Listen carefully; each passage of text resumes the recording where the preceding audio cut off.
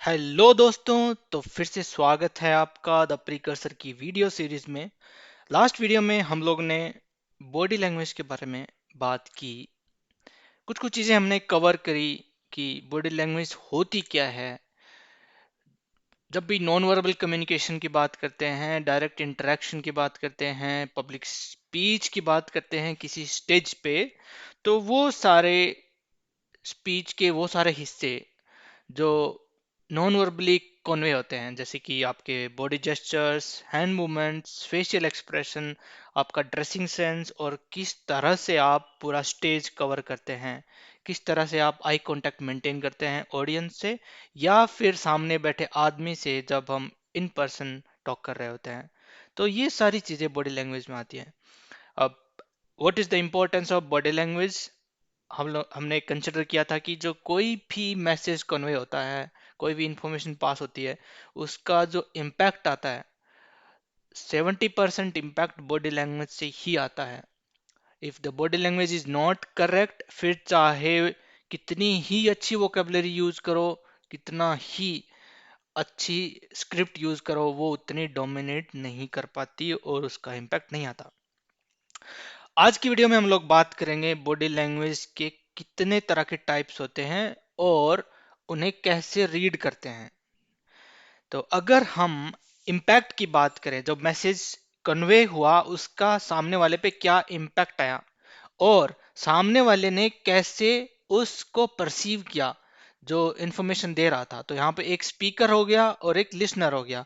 Listener की body language और speaker की बॉडी लैंग्वेज दोनों को अगर देखें तो उसके इम्पैक्ट के बेसिस पे, कम्युनिकेशन के इम्पैक्ट के बेसिस पे पॉजिटिव और नेगेटिव बॉडी लैंग्वेज होगी। ठीक है। ऑन द अदर साइड, अगर हम बिहेवियर पॉइंट ऑफ व्यू से देखें तो यहाँ पे थोड़ा बहुत जो खुद की पर्सनैलिटी होती है उसका इन्फ्लुएंस आएगा। तो मेजर क्राइटेरिया दो ही है, एक डिफेंसिव और एग्रेसिव।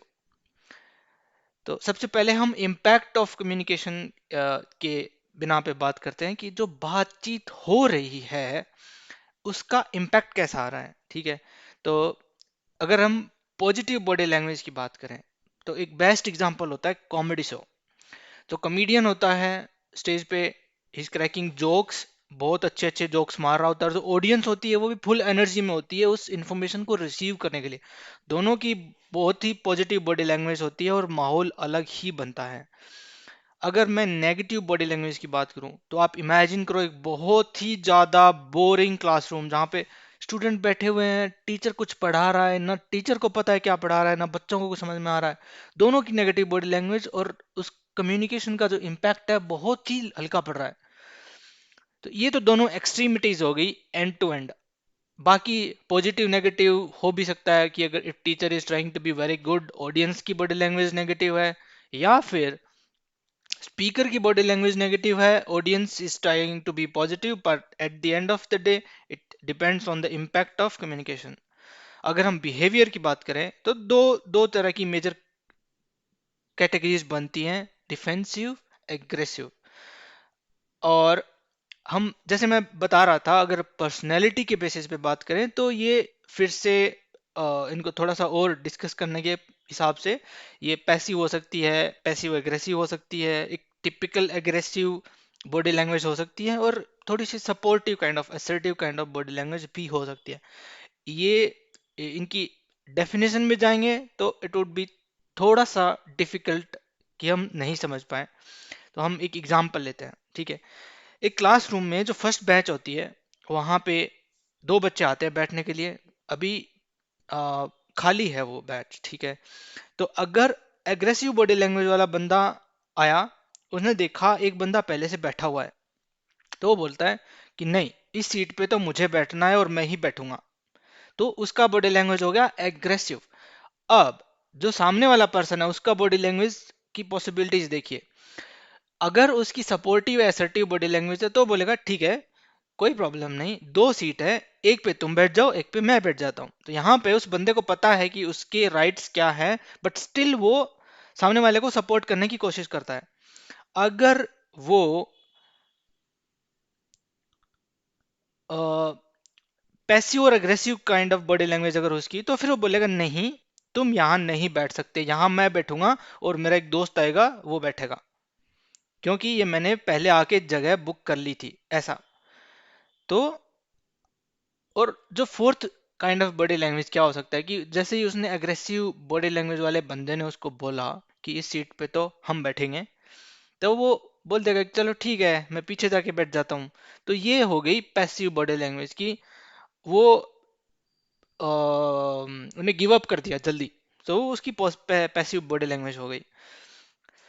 ये तो हो गए main main types body language के बुक की इस तरह से। लेकिन हम लोग जो बॉडी लैंग्वेज को रीड करते हैं, अंडरस्टैंड करते हैं, और हमारी बॉडी लैंग्वेज को अगर इवोल्व करने की कोशिश करते हैं तो उसको अलग तरीके से समझना पड़ेगा।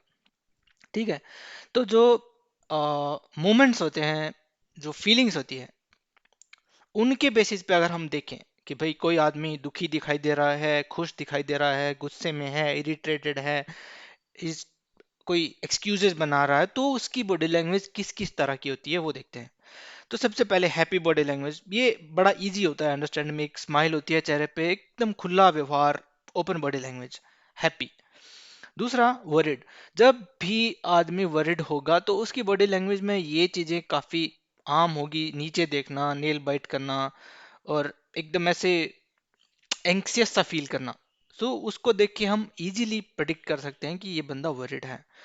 अब अनॉयड, अगर कोई गुस्सा आ रहा है किसी को हमारी बातें सुन के, तो फिर उसका भी हम जज कर सकते हैं, ओके इज गेटिंग एंग्री। उसके फेशियल एक्सप्रेशंस चेंज हो जाएंगे, जेस्चर्स थोड़े अलग हो जाएंगे। और जो गुस्से वाले से पहले की फेज होती है इरिटेटेड, ये भी है कि सामने वाला सुन रहा है पर उसे अच्छा नहीं लग रहा, तो वो अलग ही तरह के लुक देगा। जो गुस्सा होना है वो उसकी आगे की प्रक्रिया है, तो उससे पहले बंदा इरिटेट हो रहा है वो भी हम देख सकते हैं। एरोगेंट, ये बॉडी लैंग्वेज मोस्टली आपको तब देखने को मिलती है कि जब आप किसी को समझाने की कोशिश कर रहे हैं और उसे पता है उस चीज का, पर वो बस सुन रहा है ऐसे ही आपका वो टाइम पास करने के लिए कि ठीक है, ओके ओके मेरे को पता है भी क्या बता रहा है, मेरे को सब पता है, लाइक दैट। तो एकदम ऐसे कंफर्टेबल बैठा हुआ पीछे, you can see this arrogant posture. अब एक और बॉडी लैंग्वेज है कंफ्यूज्ड बॉडी लैंग्वेज। ये मोस्टली वैसे इसको रिलेट कीजिए, क्वेश्चन पूछा जाए अगर किसी स्टूडेंट से क्लासरूम में, तो ही विल स्टार्ट टॉकिंग पर उसे खुद पता नहीं होता कि क्या बोल रहा है, तो फिर वो सिर खुजलाना शुरू कर देगा, इधर उधर हाथ मारना शुरू कर देगा, तो ये कंफ्यूज बॉडी लैंग्वेज है। डिफेंसिव मोस्टली ये जब इंटरोगेट लेट्स से किसी भी प्रॉब्लम से रिलेटेड या किसी घटना से लेकर इंटेरोगेट कर रहे होते हैं, तो अगर वो हाथ को ऐसे क्रॉस करके या फिर कोई दीवार को पकड़ के, स्टेज को पकड़ के खड़ा है, तो वो बहुत ही डिफेंसिव बॉडी लैंग्वेज होती है। इसका मतलब सामने वाला ओपन नहीं होना चाह रहा। ये, तो इसका मतलब ये हुआ कि ये तो कुछ कुछ फीलिंग्स है जो अपने को देख के समझ में आती है। इसके अलावा भी बॉडी लैंग्वेज के बहुत सारे टाइप्स हो सकते हैं जिनको हम अंडरस्टैंड कर सकते हैं। ठीक है, लेकिन उनको रीड करने के लिए पहले हमें उनके एट्रीब्यूट्स को समझना होगा कि बॉडी लैंग्वेज के कौन से एट्रीब्यूट्स हैं जो कि शो होते हैं बिहेवियर में, पब्लिक स्पीक में, या फिर किसी भी टाइप की इंटरेक्शन में। तो अगर मैं उन एट्रीब्यूट्स की बात करूं, तो फर्स्ट है फेशियल एक्सप्रेशन। चेहरा एक, भाव अनेक, और उन सभी भावों से एक अलग अलग तरह की माइंडसेट जो सामने वाला परसीव करेगा। इसी चेहरे के अनेकों एक्सप्रेशंस हो सकते हैं। मन की स्थिति के अनुसार वो चेहरे के हाव भाव बदलेंगे, और वो ही आपकी बॉडी लैंग्वेज से रीड हो सकता है इजीली। अगला है eye movement and contact. Let's say दो दो लोग बात कर रहे हैं आमने सामने बैठ के, ठीक है। अगर आदमी कॉन्फिडेंट है तो एकदम नजरें मिला के बात करेगा, सच बोल रहा है तो नजरें मिला के बात करेगा। लेकिन अगर वो कुछ छुपा रहा है या फिर झूठ बोलने की कोशिश कर रहा है, तो फिर वो नजरें नहीं मिला पाएगा, वो कोशिश करेगा इधर उधर देखने की, नीचे देखने की। तो इसका मतलब कुछ हद तक आई मूवमेंट्स और जो आपके आई कांटेक्ट है बात करने के दौरान, उससे भी पता चल सकता है कि आपके मन में क्या चल रहा है, और जो आप इंफॉर्मेशन पास कर रहे हो वो सही है या गलत है। ये head tilt, this is very good activity जो मोस्टली यूज करते हैं चेक करने के लिए कि हमने जो इन्फॉर्मेशन पास करी, अगर बंदा उससे एग्री कर रहा है कि नहीं।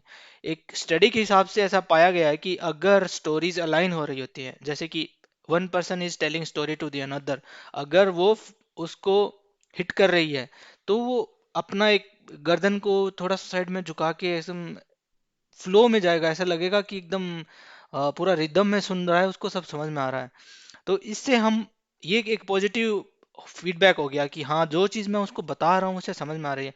ऑन दी अदर साइड, अगर यही हेड पीछे की तरफ रहा, तो इसका मतलब वो सोच रहा है और जो बात आप बोल रहे हो उससे एग्री नहीं कर रहा। अगर स्ट्रेट है तो इसका मतलब ही जस्ट लिसनिंग, बट अभी तक उसने कोई ओपिनियन बिल्ड नहीं करी है। अगला अगला एट्रीब्यूट है पोस्चर एंड बॉडी मूवमेंट्स। ये ये ठीक वैसा ही है, डिफेंसिव और aggressive kind of body language में भी आपका बॉडी पोस्चर चेंज होगा। तो आप जिस हिसाब से आपका बॉडी पोस्चर है उससे भी आइडिया लगा सकते हैं। ठीक है, अगर आप if you look at the second body posture, ये she looks confident and thoughtful. I mean it's like immediately she can answer. अगर फर्स्ट पोस्चर की बात करें, she is confident, no doubt, but she is thoughtful, she will think and answer. और ये जो अगला है manner of walking and hand gesture, ये बहुत ही इम्पोर्टेंट हो जाता है जब पब्लिक स्पीक की बारी आती है। क्योंकि पब्लिक स्पीक जो होता है वो, उसमें आपको स्टेज कवर भी करना होता है, आपका पोडियम होता है, और आपके जेस्चर्स जो होते हैं वो दूर दूर तक विजिबल होते हैं ऑडियंस के लिए। अगर प्रधानमंत्री मोदी जी की स्पीचेस की बात करें, तो एक चीज़ की तो आपको नो डाउट दाद देनी पड़ेगी कि उनकी जो बॉडी लैंग्वेज होती है वो बहुत ही औसम होती है। और वो अलग बात है कि जब वो स्पीच दे रहे होते हैं तो एवरीबडी फील्स कनेक्टेड, और ऐसा लगता है कि ये इन्फॉर्मेशन हमारे लिए ही आ रही है ना। तो ये है इम्पैक्ट कि किस हिसाब से आप स्टेज कवर करते हैं, आप हैंड मूवमेंट्स को कैसे यूज करते हैं। अच्छा, ये एक अलग एट्रीब्यूट है कि जब हम दो लोग बात कर रहे होते हैं, जब किसी से कुछ पूछा जाए या फिर लेट्स से सम इंटरव्यू चल रहा है, तो उसमें अगर कुछ क्वेश्चन पूछा जाए, ठीक है, तो सामने वाले के एक्सप्रेशन जब वो सोच रहा होता है, तो वो या तो ऐसे चीक पे टच करेगा, बालों को नोचना स्टार्ट कर देगा। तो ये अलग अलग तरह के बिहेवियर होते हैं और उनको रीड भी कर सकते हैं, वो हम लोग आगे डिटेल में डिस्कस करेंगे। उसके बाद हो गया वे ऑफ टॉकिंग, आपका लहजा कैसा है। ठीक है, और एक चीज जो ऐड करना मैं भूल गया, वो है आपका ड्रेसिंग सेंस, आपने कैसे ड्रेस पहने हुए हैं। क्योंकि एक स्टडी के हिसाब से ये पाया गया है कि आपका जो मूड होता है वो कुछ हद तक गेस किया जा सकता है आपके ड्रेसिंग सेंस से। तो ड्रेसिंग सेंस भी आपका बॉडी लैंग्वेज का एक इम्पोर्टेंट एट्रीब्यूट हुआ। अब एक इम्पोर्टेंट और लास्ट पॉइंट है personal space and touching the other person. ठीक है, जब एक बंदे से दूसरा बंदा बात कर रहा होता है, तो एक डिस्टेंस होती है जिसे सेफ डिस्टेंस मानते हैं, वो उस बंदे का पर्सनल स्पेस होता है। तो उस पर्सनल स्पेस में आपका जो इंट्रूजन है वो डिपेंड करता है कि आपका उस बंदे के साथ कनेक्शन कैसा है। लेट्स से अगर दो बंदे फ्रेंड हैं, तो वो बहुत ही पास में आके बात करेंगे, ठीक है। और अगर आप किसी से फर्स्ट टाइम इंटरेक्ट कर रहे हैं, तो आप उसके पर्सनल स्पेस में इन्वेड करने से बचेंगे, क्योंकि आप उसको उतने अच्छे से जानते नहीं, और बहुत क्लोज आके बात करेंगे तो उसे अनकंफर्टेबल फील होगा। तो जो फर्स्ट इंप्रेशन है वो ही बुरा हो गया। तो ये चीजें कि सामने वाले को टच करें तो किस हद तक टच करें, और उसके पर्सनल स्पेस में इन्वेड किस किस लिमिट तक करें, कितनी फ्रीडम होती है, ये डिपेंड करता है कि आपकी बॉन्डिंग कैसी है उस बंदे के साथ। तो दोस्तों, ये सारे एट्रीब्यूट्स इंपॉर्टेंट हैं बॉडी लैंग्वेज की स्टडी के हिसाब से, और इन्हीं सारे एट्रीब्यूट्स को जज करके हम अपनी बॉडी लैंग्वेज को भी इम्प्रूव कर सकते हैं और टेम्पर कर सकते हैं रिक्वायरमेंट के हिसाब से। जैसे कि बहुत बार आपने देखा होगा कि मोस्टली प्रेस कॉन्फ्रेंसेस में जो स्पोक्स पर्सन होते हैं वो कॉन्फिडेंट ही शो करते हैं, क्योंकि उनने बॉडी लैंग्वेज की बहुत अच्छी प्रैक्टिस की होती है। तो ये कुछ हद तक आपके इनबिल्ट जो इंट्रिकेट्स प्रॉपर्टीज होती हैं आदमी की खुद की, उनका plus a lot of comes from the practice also. तो आप भी एक पॉजिटिव स्ट्रॉन्ग बॉडी लैंग्वेज रख सकते हैं। तो इसके बाद हम लोग नेक्स्ट वीडियो में बहुत डिटेल से डिस्कस करेंगे इन सारे एट्रीब्यूट्स को। और तब तक के लिए आई thank you all, have a good day.